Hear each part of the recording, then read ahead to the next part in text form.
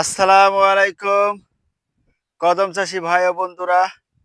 আজ আমি চলে এসেছি আমার কদমের জমিতে। আজকে আমি আপনাদেরকে দেখাবো যে আজকে আমি কি কাজ করলাম কদমের জমিতে। দেখুন, এই যে রশিগুলো দিয়ে পুরো জমিতে বেঁধে দিয়েছি। সৌন্দর্যতা লাবণ্য সবই ঠিক আছে, অনেক সুন্দর মাশাআল্লাহ। এই যে রশি দিয়ে দেখুন, এই যে রশি দিয়ে বেঁধে দিয়েছি। এগুলো সম্পূর্ণ কদমের পরিচর্যা হয়েছে। আজ আমার কদমের বয়স 92 দিন। দেখুন, কিছু কিছু ফুল ফোটা শুরু হয়েছে।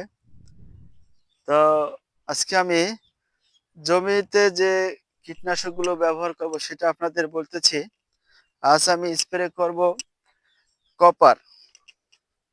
কপার ব্যবহার করবার কারণ হলো, কিছু কিছু জায়গায় একটু ছিটা দেখা যাচ্ছে। যেখানে দেখুন, এই যে এই জায়গাটায় যে দাগ দেখা যাচ্ছে, এটা দিলে উপকার হবে আশা করি।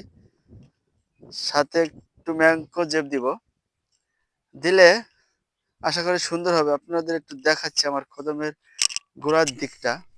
দেখুন তো, কদমের সাইজটা দেখুন কত লাবণ্যময়। এটা লাল তীর কিং। এটা বীজটা হলো লাল তীর কিং এর। লাল তীর কিং এর জন্য এটা ব্যবহার করা হচ্ছে। আহ এই দেখুন একটা পিএস, এটা আমি উঠাবো। দেখুন তো কত বড় হয়েছে মাশাল্লাহ। হ্যাঁ, এটা হয় নাই, কদম হয় না, এটা কালি হয় নাই। দেখুন তো কত বড় মাশাল্লাহ। মাশাল্লাহ, অনেক সুন্দর। হুম, দেখুন তো হিউজ বড়, ইনশাআল্লাহ আল্লাহ রহমতে অনেক সুন্দর। আল্লাহ কবুল করুক, সবাই দোয়া করবেন।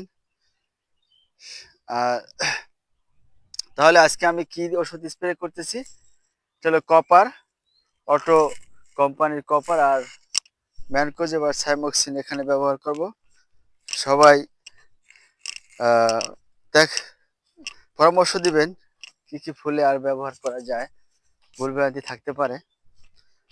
সবাই ভুল শুধরানোর জন্য আমাকে একটু হেল্প করবেন, পরামর্শ দিয়ে উপকৃত করবেন। অনেক সময় কদমের দাগের জন্য আমি দিচ্ছি কপার, যে আরও কোনো ওষুধ থাকে তাহলে আমাকে একটু কমেন্টে জানাবেন। অনেক অভিজ্ঞ আছেন, কদম চাষ করেন। আমি হয়তো অত অভিজ্ঞ না, মোটামুটি পরিচর্যা করে সবাই এই 3 বছর যাবৎ কদম রোপণ করতেছি। তো প্রথম বছর এসেছে, গতবার অনেক ভালো হয়েছে, এবছর ও ভালো দেখা যাচ্ছে। দেখি, সবার শুভকামনা রইল। আর একটা জমি আছে, সেই জমির একটা ভিডিও আমি আপনাদেরকে একটু পরেই দেখাচ্ছি। সেই জমিতে কি কি দিব সেটাও দেখাবো।